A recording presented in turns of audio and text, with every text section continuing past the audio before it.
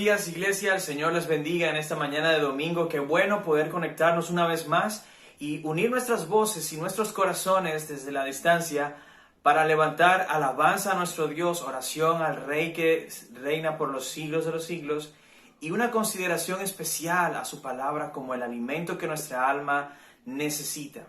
Y quisiera que iniciáramos este tiempo de adoración a nuestro buen Dios, haciendo una oración inicial, pero también dejándonos guiar por lo que la palabra de Dios nos enseña respecto al corazón de la alabanza que debe estar presente en medio de nuestras reuniones, así sea de manera virtual.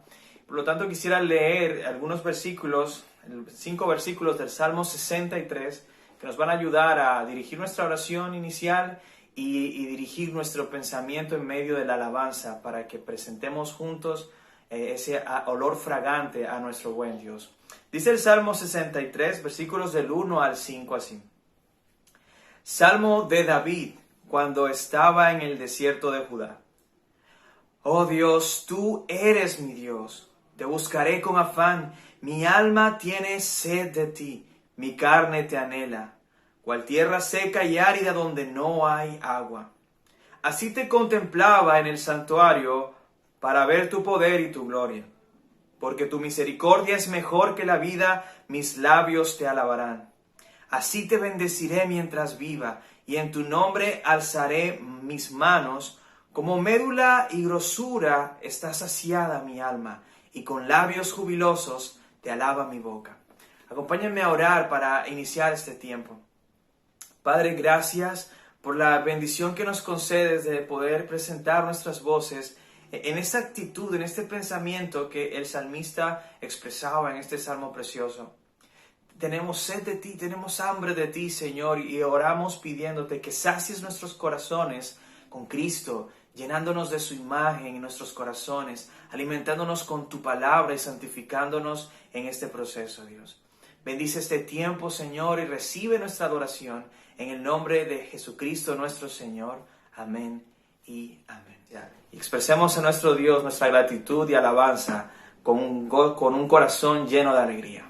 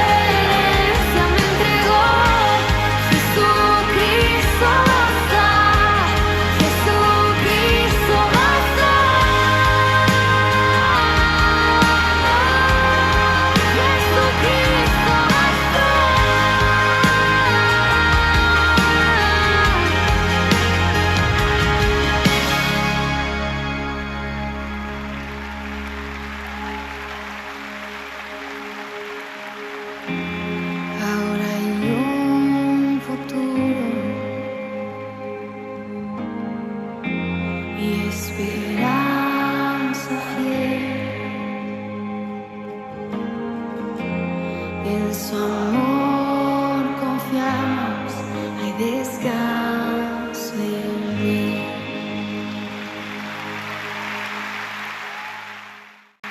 Muy buenos días, amada familia, bien su palabra, el pastor Eduardo por acá. Hoy estamos muy contentos, tenemos el privilegio de contar con un invitado especial, nuestro amigo el pastor Jacobis Aldana. Jacobis es pastor en la Iglesia Bíblica Soberana Gracia en la ciudad de Santa Marta, está casado con su esposa Keila, tiene 2 hijos, Santiago y Jacobo, y es una bendición para nuestra iglesia, su amistad y el compañerismo que tenemos en la obra del Señor. Así que algunas recomendaciones, como usualmente se las menciono cada domingo. Recuerde que este medio trae ese desafío que nos toca hacer un esfuerzo grande por mantenernos enfocados, mantenernos concentrados. Si es posible, deje su celular a un lado, a menos que sea el dispositivo que esté usando para ver esta transmisión. En casa tenemos tantas actividades, ¿cierto? Quizás tenemos una olla en el fogón y todas esas cosas. Yo sí le animo a que en la hora del culto usted aparte este tiempo como un tiempo especial y se desafía a sí mismo y diga: yo voy a escuchar la palabra del Señor en esta hora. Así que esa es mi recomendación para ustedes, que esto pueda ser de provecho para nosotros. Yo le doy gracias al Señor por cómo usa la vida de Jacobis, y es un privilegio que lo tengamos entre nosotros. Así que vamos entonces a escuchar de la palabra de Dios. Saludos, Iglesia Vida en su palabra en la ciudad de Riohacha. Estoy muy complacido de poder hablarles a ustedes la palabra de Dios hoy, y creo que es una de las bendiciones de toda esta pandemia o esta cuarentena en la que estamos, y es que hemos podido tener, al menos en nuestra iglesia, invitados de todas partes, y a mí se me ha sido posible hoy dirigirme a ustedes a pesar de la distancia, y gracias a Dios por eso. Gracias por la vida de Andrés y también de Eduardo, y de verdad que son una gran bendición, y deseamos que el Señor les siga dando sabiduría para pastorear su iglesia en días tan difíciles.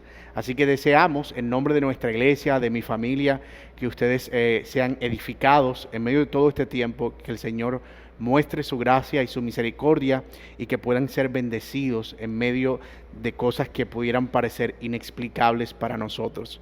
Muy bien, se me ha pedido hablarles la palabra de Dios, y yo espero poder abordar el capítulo 3 del libro de Lamentaciones.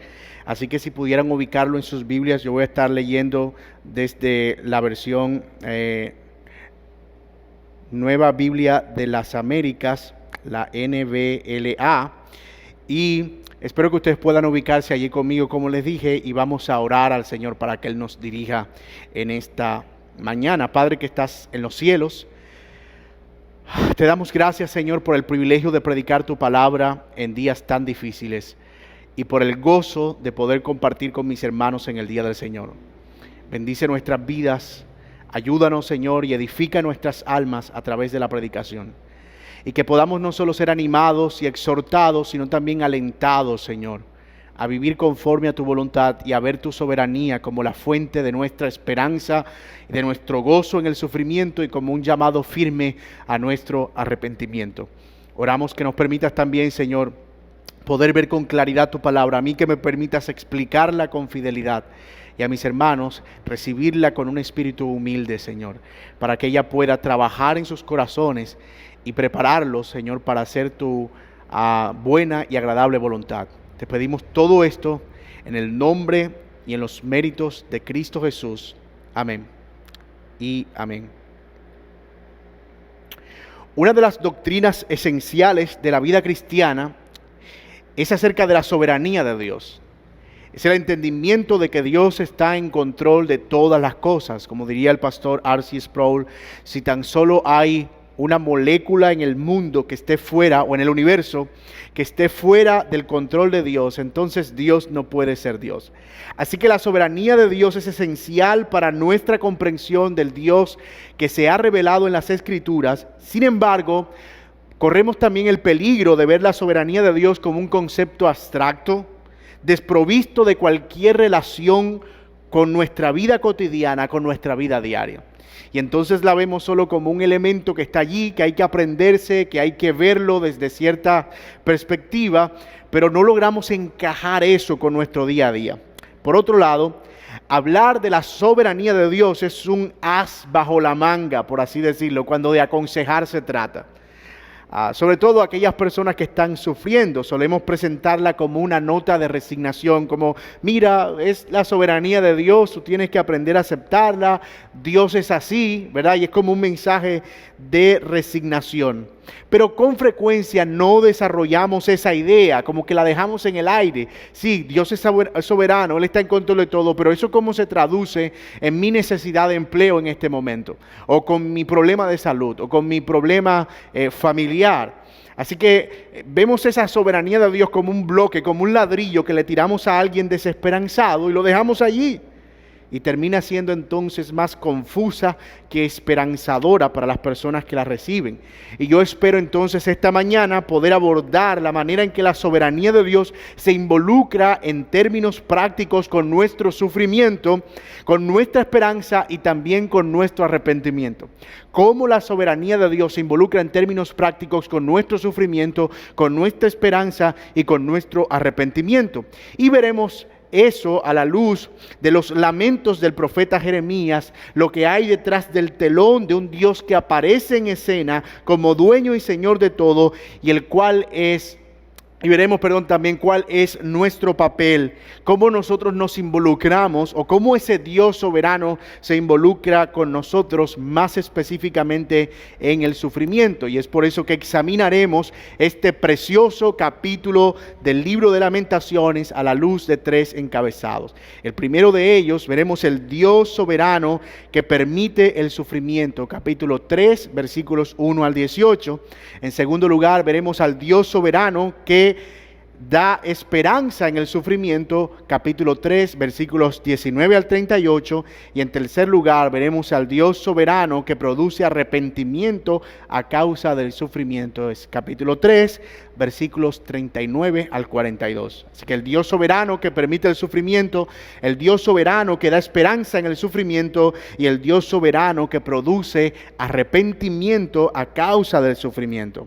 Así que vamos a ver de inmediato nuestro primer encabezado, el Dios soberano que permite el sufrimiento. Noten lo que dice el profeta en el libro de Lamentaciones, en el versículo 1 del capítulo 3. Yo soy el hombre que ha visto la aflicción a causa de la vara de su furor. Él me ha llevado y me ha hecho andar en tinieblas y no en luz. Ciertamente contra mí ha vuelto y revuelto su mano todo el día. Ha hecho que se consuma mi carne y mi piel.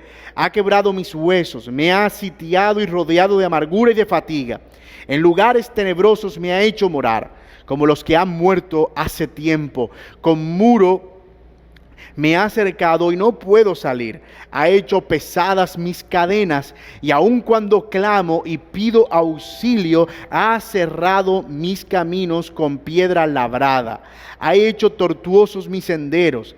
Él es para mí como oso en acecho, como león en lugares ocultos. Ha desviado mis caminos, me ha destrozado, me ha dejado desolado. Ha tensado su arco, me ha puesto como blanco de la flecha. Hizo penetrar mis entrañas. Las flechas de su aljaba han venido a ser objeto de burla de mi pueblo. Voy a leer el versículo 13. Ha hecho penetrar en mis entrañas las flechas de su aljaba y he venido a ser objeto de la burla de mi pueblo. Su canción todo el día. Él me ha llenado de amargura, me ha embriagado con ajenjo, ha quebrado con guijarro mis dientes, ha hecho que me revuelque en el polvo y mi alma ha sido privada de paz. He olvidado la felicidad. Digo pues, se acabaron las fuerzas y mi esperanza que venía del Señor. Estos primeros versículos del capítulo 3 son bien particulares, pero para que nosotros podamos entender qué es o cuál es el motivo por el que el profeta está hablando de esta manera, debemos entender qué era lo que estaba sucediendo en ese momento en Israel. Recordemos que después del exitoso reinado de David, luego de que Salomón construye el templo, Salomón envejece y él tiene un hijo y hereda su reino, el reino del pueblo de Dios, a su hijo llamado Roboam. Pero Roboam no fue sabio y en sus días el reino se divide. 10 tribus se van al norte, 2 tribus quedan en el sur, y a partir de ese momento Israel empieza a vivir a merced de su propio camino. Especialmente las 10 tribus del norte, quienes edificaron un altar para adorar a sus propios dioses, y en el sur, tal vez aunque más moderadamente, no fue la excepción. Ellos también abandonaron a Dios hasta que se entregaron a la adoración a falsos dioses y a la desconfianza y al pecado permanente como parte de lo que vivían a diario. Así que como consecuencia el Señor envía a una nación que iba a acabar con Judá especialmente y que la iba a llevar deportada, y estamos hablando de Babilonia. Y parte de ese proceso de deportación no fue solo llevarlos de un lugar a otro, sino la devastación completa de una ciudad que había brillado por su esplendor. La gloria de Dios estaba allí, el templo era una maravilla, personas de todo el mundo venían a ver ese templo, pero ahora, a causa del pecado, Dios había convertido a esa ciudad en un muladar. Sus murallas fueron tiradas al suelo, sus puertas fueron quemadas, sus lugares sagrados fueron saqueados, y muchos de sus hombres fueron muertos y otros fueron llevados como esclavos o como sirvientes a una nación que no conocían. Todo esto había sido profetizado por varios hombres en el pasado. Isaías había anunciado esta devastación, pero Jeremías fue uno de los profetas que presenció el momento en el que eso se llevó a cabo. Desde su edad temprana, Jeremías empezó a profetizar que esto vendría y que el pueblo debía volverse al arrepentimiento. Él fue ignorado, fue desechado, fue menospreciado, fue burlado, pero al final él tuvo que ver cómo su profecía, cómo sus anuncios se llevaron a cabo, y ahora tenía que ver con sus propios ojos también la devastación del pueblo de Dios por el que tanto había llorado para que se arrepintiera.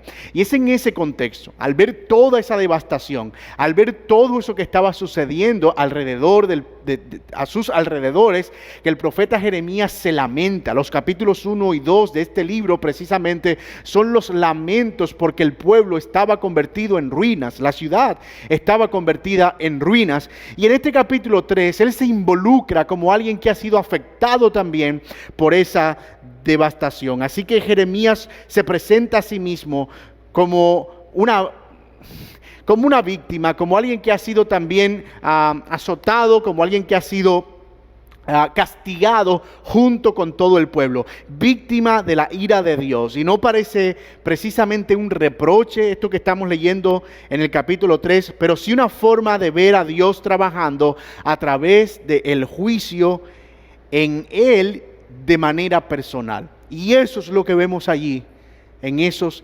primeros versículos del capítulo 3. Dios no solo está trabajando con su pueblo, Él también ha trabajado conmigo, a pesar que yo era alguien que anunciaba su verdad y estaba llamando al pueblo al arrepentimiento. Vemos eso porque Jeremías describe eso gradualmente. En los capítulos 1, versículos 1 al 7, Jeremías describe la aflicción desde la perspectiva de alguien que ha quedado vivo en una ciudad desolada.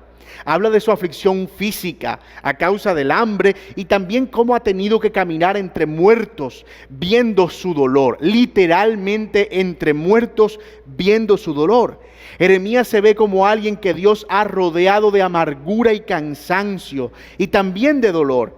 El hedor de la muerte al que él se refiere aquí no es simbólico. El texto dice literalmente: me has hecho morar con los que han muerto hace tiempo. Y él se está refiriendo precisamente a cuerpos que están regados por allí desde el tiempo que él ha tenido que ver su descomposición y ha tenido que caminar también entre ellos. Ahora, para un hombre que había advertido con urgencia esta devastación, eso que él está viendo es algo sumamente doloroso, que lo sumerge no solo en asuntos físicos o en problemas físicos en cuanto a su salud, sino también que lo sumerge en un dolor de alma, que él describe mucho más precisamente en los versículos del 8 al 13. Noten cómo empieza él en ese versículo 8: aun cuando clamo y pido auxilio, Él cierra el paso a mi oración, ha cerrado mis caminos con piedra labrada, ha hecho tortuosos mis senderos. Esos versículos describen el terror de una relación con Dios que ya no es como antes. Por muchos años Jeremías había caminado escuchando la voz de Dios, clamando a Él y viendo una respuesta del Señor. Pero ahora parece que ese consuelo ha desaparecido. No hay nada en la vida de Jeremías que él pueda escuchar como algo de aliento para su alma de parte de Dios. Dice sentir como si los cielos se hubieran cerrado, como si Dios no escuchara sus ruegos. Y aunque clama desesperadamente, no tiene ninguna respuesta. Sabe que Dios ha escondido el camino. Ya no es el profeta que se comunicaba, como dije, con Dios a diario, porque ya no hay nada que decir. Las advertencias cesaron, los juicios se cumplieron. Y de nuevo, para alguien que gozó una relación estrecha con el Señor, eso debe ser angustioso. Eso debe ser doloroso. Pero el cuadro de agobio de Jeremías es completado en los versículos 14 al 16, note lo que dice: he venido a ser objeto de burla de todo mi pueblo, su canción todo el día. Él padeció eso durante todo el ejercicio de su ministerio profético. Fue rechazado y burlado, pero ahora más intensamente. ¿Por qué? Porque las personas lo están viendo a él como víctima también de lo que él había profetizado contra el propio pueblo. Así que era la burla y el escarnio de todos aquellos que pasaban a su lado. Finalmente, él concluye no con una nota de esperanza, sino todo lo contrario. Noten lo que dice en el versículo 16. Ha quebrado con guijarro mis dientes, ha hecho que me revuelque en el polvo, y mi alma ha sido privada de la paz. He olvidado la felicidad. 18. Digo pues, se me acabaron las fuerzas y mi esperanza que venía del Señor. Esa es la conclusión del sufrimiento personal de Jeremías. No tengo esperanza del Señor. Se me acabaron las fuerzas. No tengo fuerzas. Si nosotros tuviéramos que terminar este sermón aquí, la conclusión de este sermón probablemente sería en este sentido. Número 1, pobre Jeremías. Y número 2, ¿por qué Dios permite que eso le pase a alguien que le sirve? Hasta aquí, todo lo que hemos visto es el sufrimiento de un profeta que ha servido sin reservas a Dios anunciando sus juicios. Y a un Dios que en todo momento es acusado en segunda persona por Jeremías. Él siempre se refiere a Dios como me hiciste, me pasaste, me quebraste, me metiste, me produjiste. Es decir, él se está refiriendo a Dios como alguien que ha estado involucrado directamente en su dolor y en su sufrimiento. Y aunque todo era la consecuencia de un juicio anunciado, esto es interesante porque él no ve a Dios como un responsable que debe llevar la culpa, sino como un Dios que está al control de todo lo que sucede. Un Dios que está gobernando incluso en el sufrimiento. Y aquí yo quiero dar un gran beneficio de duda a Jeremías. Él no está haciendo un reproche a Dios. Él está presentándolo como el que está detrás de todo su dolor y de todo su juicio, de toda la disciplina que él está experimentando en ese momento.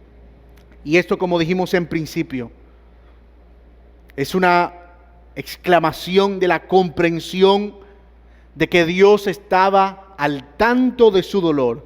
Y eso nos permite pensar en varias aplicaciones prácticas de este primer punto. La primera de ellas: nosotros no debemos hacer esfuerzos por absolver a Dios de alguna culpa que Él no tiene.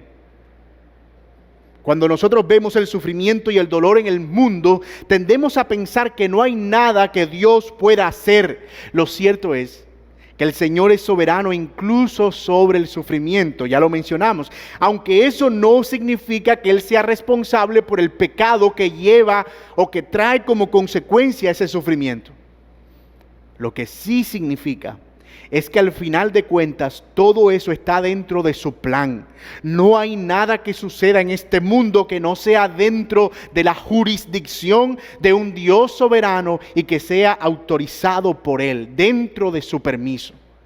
Mi hermano, incluso tu sufrimiento, incluso tu dolor, incluso todas tus angustias y todos tus lamentos, todo lo que te produzca dolor o sufrimiento o amargura, lo que sea, Todo eso está dentro del control soberano de Dios. ¿Sabes? Pero yo sé eso.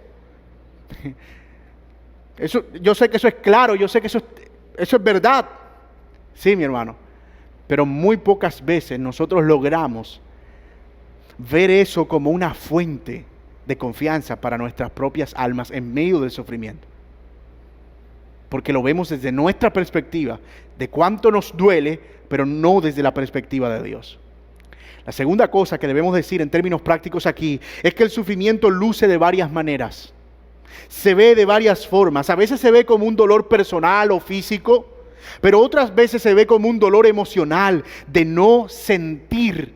Note que hago comillas porque técnicamente no tenemos que estar sintiendo a Dios todo el tiempo, pero a veces emocionalmente nos sentimos distantes de una relación verdadera con Dios. Y es una condición emocional real. Sentimos que Él no está cerca, como si Él se fuera lejos, sumado al escarnio de los demás. Y esto es importante, hermanos, porque a veces nosotros ignoramos los sufrimientos emocionales de las personas y nos concentramos solo en sus sufrimientos físicos. Y qué fácil que es orar, ¿verdad? Por alguien que tiene una enfermedad y ir, Señor, mira, sánalo, tú puedes hacerlo, usa a los médicos, Señor, tú te puedes glorificar en su vida. Pero qué difícil que es orar por alguien que nos dice, mira, yo estoy deprimido, no tengo ganas de comer, no tengo ánimo, no tengo fuerzas, no sé qué hacer. Siento que estoy de mal genio todo el tiempo, mi ánimo nunca está bien. Y pareciera que no tuviéramos palabras para eso, ¿verdad? Porque lo que pensamos es, esta persona necesita simplemente arrepentirse de su pecado y confiar en el Señor y ya. Lo cierto es, mis amados, que ambos tienen la misma necesidad. Una que tiene que ver con que Dios obre en sus vidas de manera personal y gloriosa, en esperanza. Debemos evitar pensar que el sufrimiento es necesariamente ausencia de Dios o de su amor por nosotros. Esa es otra cosa para tener en cuenta. A veces, hermanos, ese no sentir a Dios no es necesariamente una realidad que tenga que ver con que Dios no esté al tanto de nosotros. Y esto es importante aclararlo porque nosotros somos muy emocionales. Y en esa emotividad nosotros solemos pensar en que yo necesito estar emocionalmente bien, sabiendo que Dios está al tanto de todo en cuanto a mí. Y cuando sentimos que eso no está, parece que el mundo se desmorona. Pero Dios y su amor permanecen fieles siempre.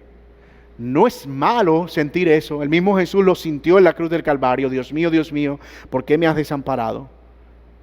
Pero hermanos, nosotros debemos entender que Dios permanece siempre fiel a sus hijos, a su pueblo, aún en medio del dolor. De hecho, esa ausencia de Dios aparente o ese distanciamiento de Dios puede ser todo lo contrario. Puede ser que Dios está más cerca de lo que te imaginas, trabajando en cosas que tú ni siquiera estás viendo. Y en eso debe descansar nuestra confianza. Pero hay una tercera aplicación práctica que no quiero pasar por alto. Y es especialmente con relación a estos días que nosotros estamos viviendo. Podemos identificarnos con varias cosas que Jeremías ha mencionado aquí. Vemos dolor, la muerte alrededor, la desolación, que los días se hacen más largos, que nuestras oraciones siguen siendo las mismas cada semana, cada servicio de oración. Hermano, oren por la salud de fulano, oren por la salud de fulano, oren por la salud de fulano. Y sentimos que oramos por lo mismo, y no tenemos una respuesta. Sumado a eso, las personas preguntan, ¿dónde está Dios? ¿Acaso existe? Y si existe, ¿por qué está permitiendo todo esto? Y ese escarnio nos aprisiona y hace que el agobio sea mucho mayor. Y nuestra respuesta se parece muchas veces a la respuesta de Jeremías. Ya no tengo fuerzas, estoy cansado, no sé qué hacer, ni siquiera esperanza en el Señor tengo. Pero mi hermano, no pierdas de vista al Dios soberano gobernando incluso en medio del más profundo sufrimiento de nuestras almas.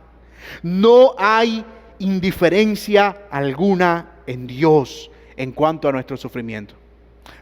Voy a decir eso de nuevo. No hay indiferencia alguna en Dios en cuanto a nuestro sufrimiento, aunque así lo parezca.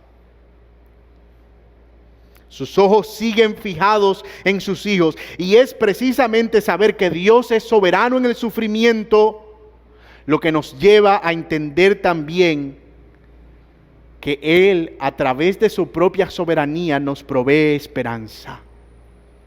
Saber que Dios es soberano en el sufrimiento nos lleva a saber que por esa misma soberanía Él ha de proveernos esperanza. Y eso es lo que nos lleva al segundo punto de nuestro texto en el versículo 19. El Dios soberano que da esperanza en el sufrimiento.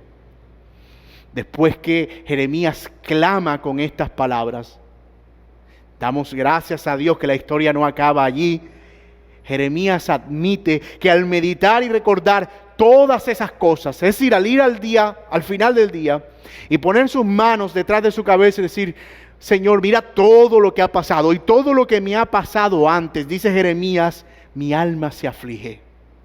Cuando recuerdo esto, mi alma se aflige, pero hay también otras cosas en las que él medita y recuerda, que son las que les permiten volver a tener esperanza. Es como un hombre que se ahoga en aguas profundas, pero por momentos, por impulso, sale a flote y logra encontrar un poco de aire y salir a la superficie para seguir viviendo mientras la ayuda llega. El profeta dice: esto traigo a mi corazón, esto recuerdo, esto trato de traer a memoria y por esto tengo esperanza. Versículos 22 y 23. Que la misericordia del Señor jamás terminan, pues nunca fallan sus bondades, son nuevas cada mañana, grande es tu fidelidad. Versículo 24, recuerdo también que el Señor es mi porción. Versículo 25 al 33, recuerdo que el Señor es bueno para los que con Él esperan y que es bueno esperar en silencio la salvación del Señor. Mira las tres cosas que Él está recordando. Número uno, que el Señor es misericordioso, que es bueno y que su bondad está presente cada mañana porque Él es fiel. Número dos, que el Señor es su porción, que es todo lo que Él tiene, que es todo lo que Él necesita. Y número tres, que el Señor es bueno, que Él no oprime por gusto, sino que por su misericordia, cuando aflige, también se compadece y que el dolor no durará para siempre. Jeremías está diciendo: cuando yo recuerdo todo este sufrimiento, todo este dolor, la aflicción de mi cuerpo, la aflicción de mi alma, que tú no me escuches, la aflicción de otros, yo me aflijo, pero también traigo a memoria estas cosas: que tú eres bueno, que tú eres misericordioso, que tú eres fiel, que tú no afligirás para siempre y que tú eres mi porción. Mi amado hermano, yo no sé si tú lo estás viendo, pero como yo lo veo, esto es una lucha de recuerdos en la mente y el alma de Jeremías. ¿Qué es lo que está gobernando su mente y sus recuerdos? ¿Todo el recuerdo de las aflicciones y la meditación en las presentes y las pasadas? ¿O todo el recuerdo de lo que Dios es, quién es, lo que ha hecho, su naturaleza? He aquí, mis amados, la idea central de todo el capítulo y tal vez de todo este libro de Lamentaciones. El Señor soberano que permite el sufrimiento es el mismo que por su misericordia y fidelidad nos sostendrá en esperanza por su misma misericordia, bondad y fidelidad.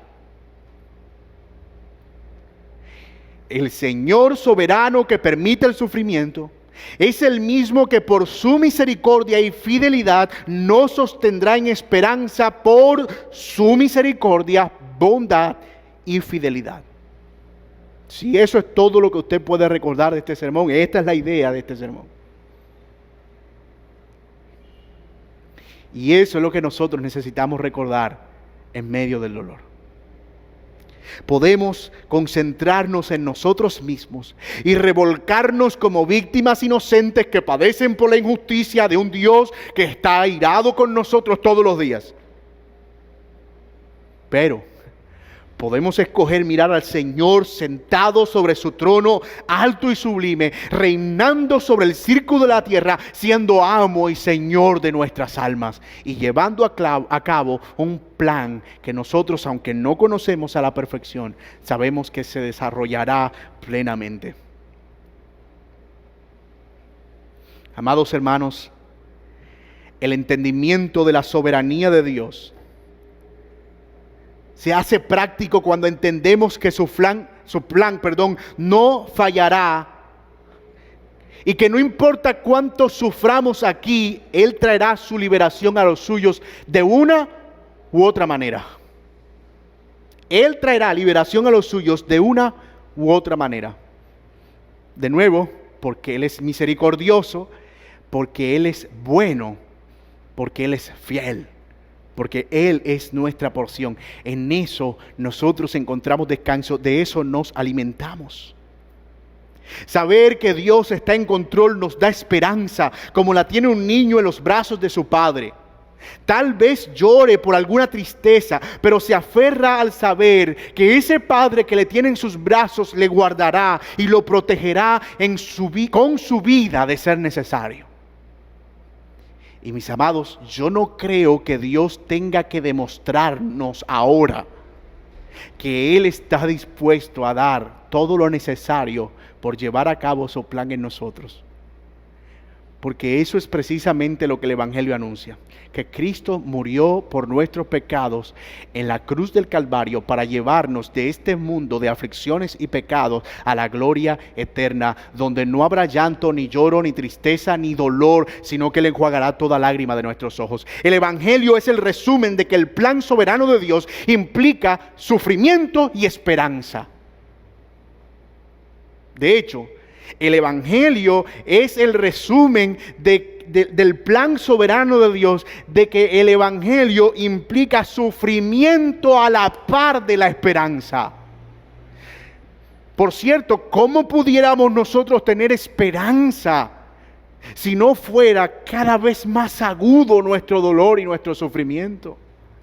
Mis amados, aquellos que han sido salvados por Dios, el sufrimiento no es otra cosa que una ventana que se abre para ver alumbrar el sol de justicia, la esperanza para sus propias vidas.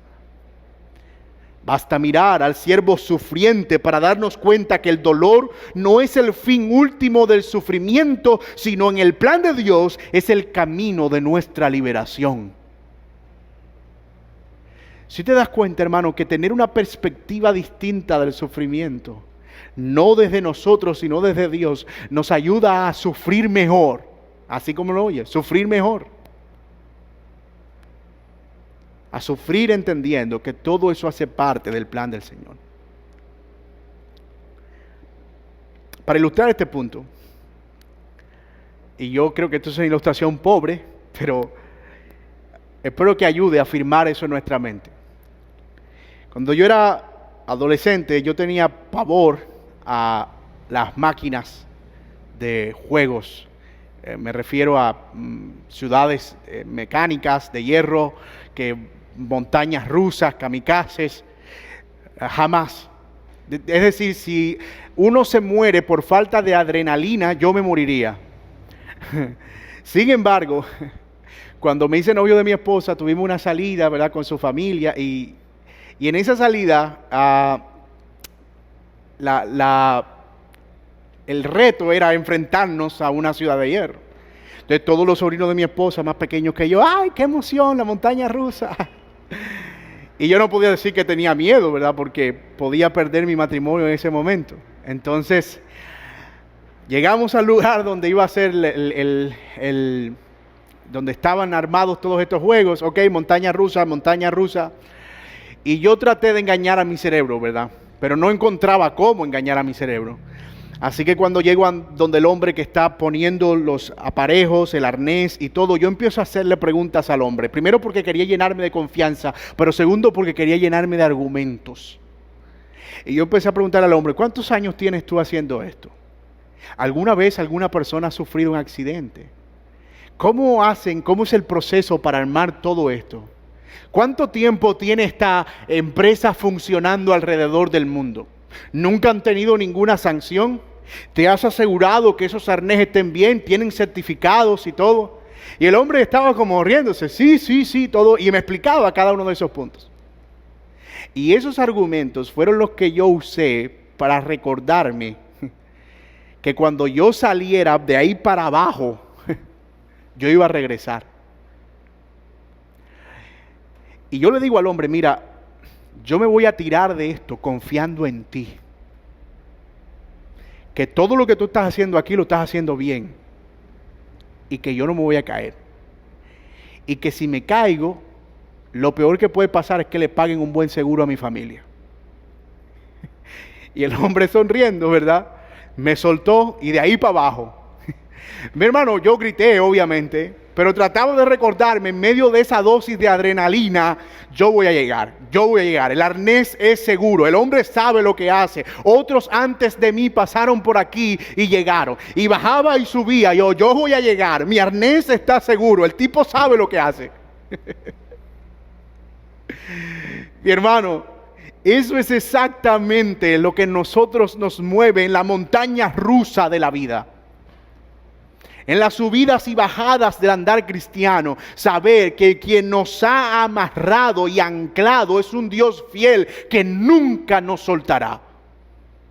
Y que no importa cuántas vueltas tengamos que dar, cuántas veces subir y cuántas veces bajar, el Señor nos llevará al destino final.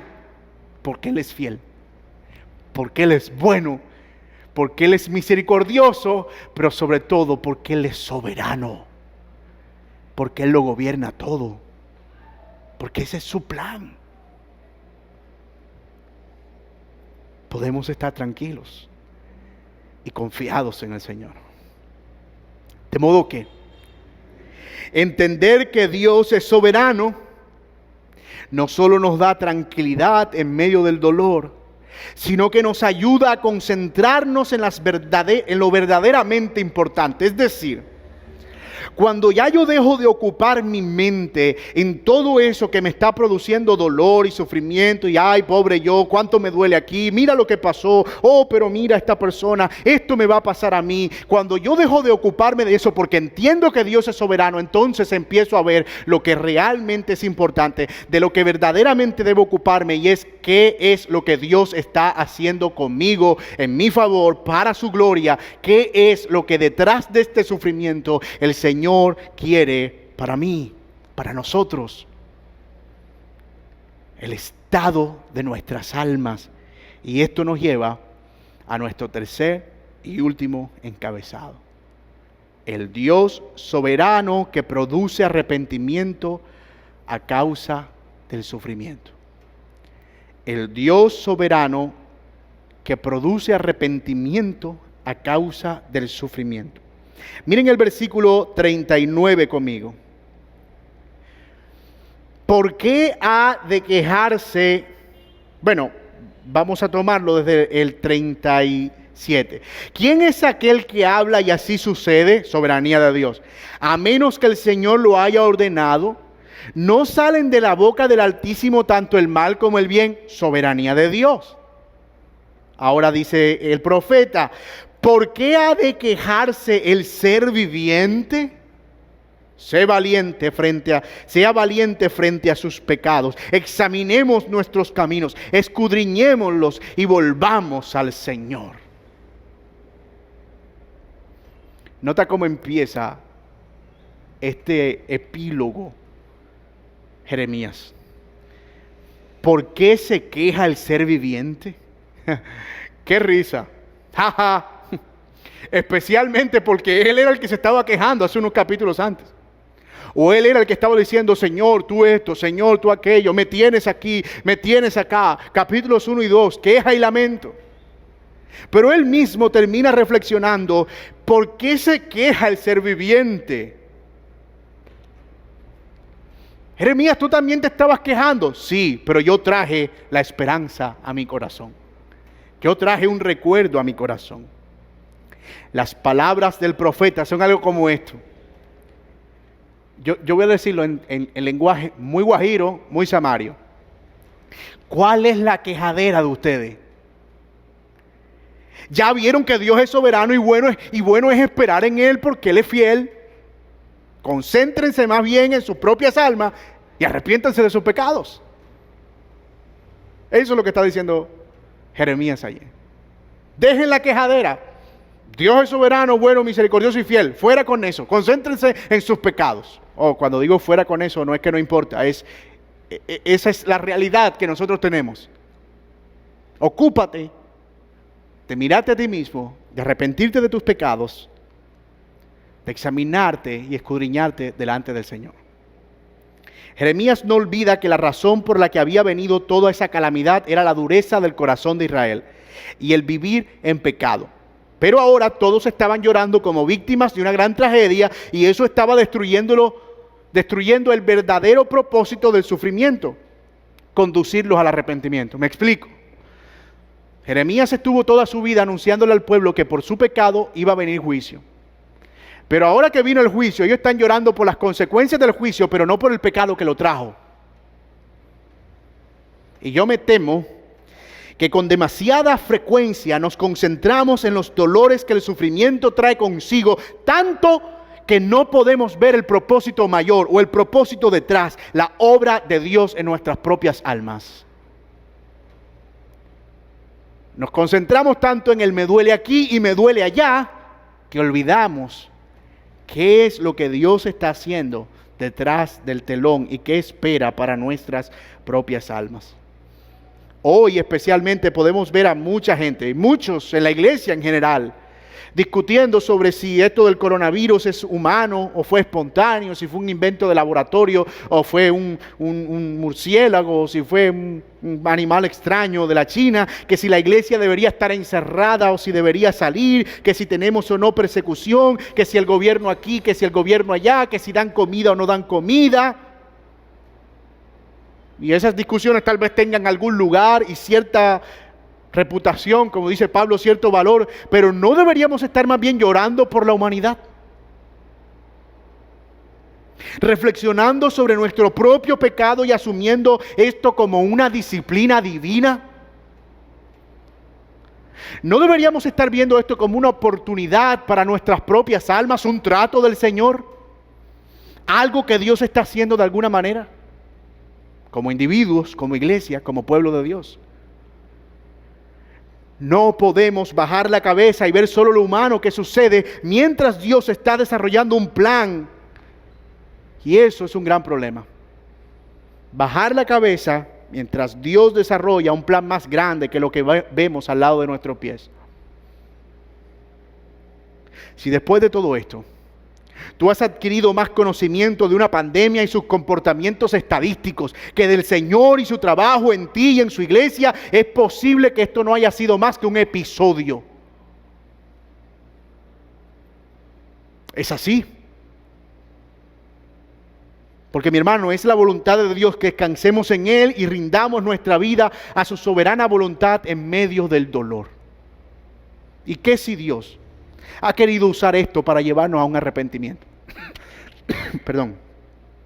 Ojo, yo no estoy diciendo que nosotros seamos Israel, que el coronavirus sea Babilonia y que yo soy Jeremías. No. Lo que digo es, como dice Hebreos capítulo 12, que Dios está permitiendo esta disciplina en nosotros que al parecer no parece causa de mucho gozo y muchos estamos padeciendo de muchas maneras, pero al final da fruto apacible de justicia. ¿Qué si somos el barro en la rueda siendo moldeados por el alfarero? Amados hermanos, el Señor nos ayude a descansar en la soberanía tal como Él la presenta en su palabra, su soberanía. A entender que Él permite el dolor y el sufrimiento porque Él es soberano. Que Él guarda nuestras almas en esperanza porque Él es soberano. Y que Él nos conduce por medio del dolor al arrepentimiento y al cuidado de nuestras almas porque Él es soberano. Como ven, la soberanía de Dios no es un concepto abstracto superior a nuestra comprensión. Digo, Hay cosas que no podemos entender de esta verdad. Pero su realidad práctica es que tiene que ver mucho con nosotros. Mucho. Conduciéndonos a una confianza inquebrantable en nuestro Dios. Mi amigo que me escuchas. Si tú no tienes al Señor Jesucristo en tu corazón, es posible que te pases esta pandemia y las que vengan y el resto de la vida buscando respuestas. Vas a saltar de un lado a otro tratando de encontrar explicaciones. Pero hoy, frente a tus propias narices, el Señor. Ven a Él ahora. Corre a sus brazos y descansa en el hecho de que Él tiene el control de todas las cosas. Todo temor, toda incertidumbre desaparecen cuando nosotros confiamos en Él, en su soberanía y en su misericordia. Amigo sin Cristo, ¿te has preguntado si Dios acaso está usando todo esto para traerte a Él? ¿Para que te arrepientas de tus pecados? ¿Por qué no corres a Él ahora mismo y oras como puedas, pidiendo perdón por tus culpas, para que el Señor extienda tu gracia, su gracia, que es suficiente, y perdone tus pecados y te dé una nueva vida y que puedas descansar en Él plenamente? Hermanos y amigos, he aquí nuestro Dios soberano, misericordioso, bueno y fiel, que a veces permite que suframos para que descansemos en la esperanza que Él provee y conducirnos al arrepentimiento y el cuidado de nuestras almas.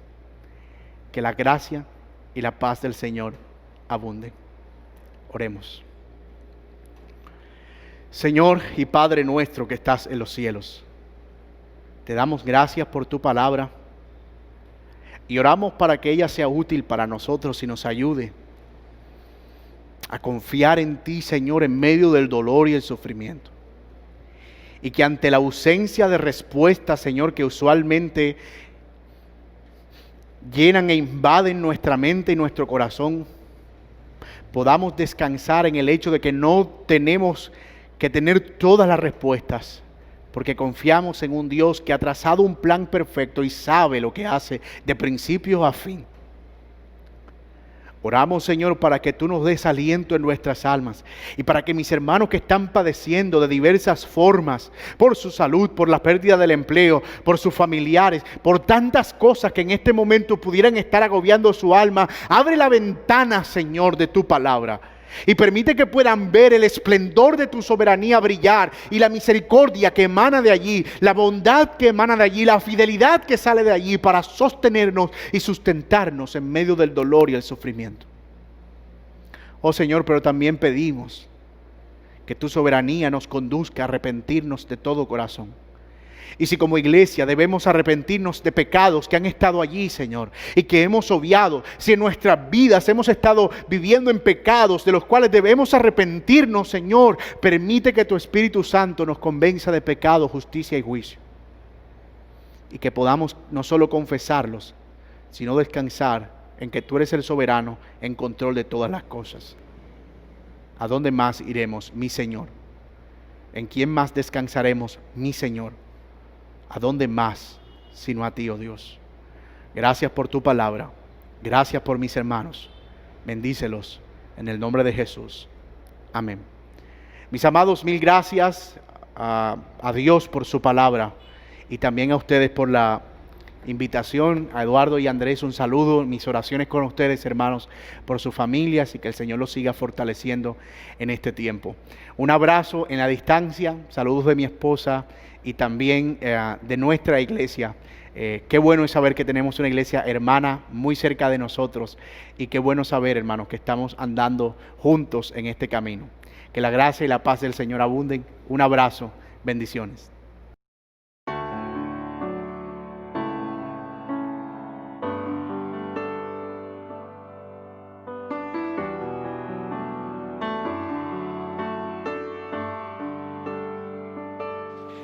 Señor, mi redentor y roca, gran tesoro en mi corazón, mi Dios, como tú no hay otro, solo en ti hay gozo y salvación. Tu amor más alto que los cielos, tu gracia más honda que el mar, tu ley es mi sabiduría, mi bien mayor y mi necesidad.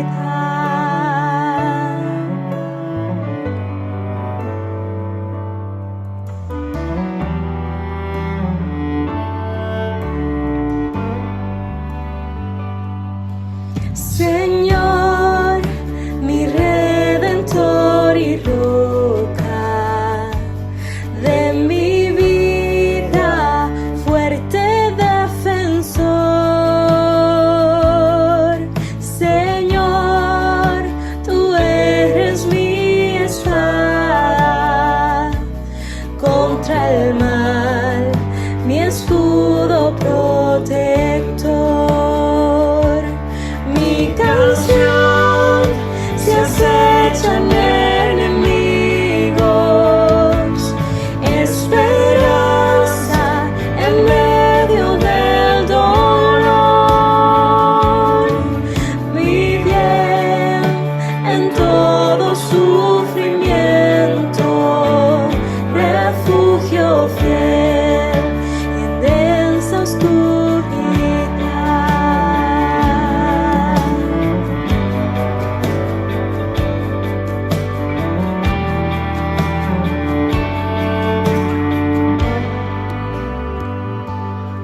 Señor, mi redentor y roca, de mi ruina, dulce Salvador,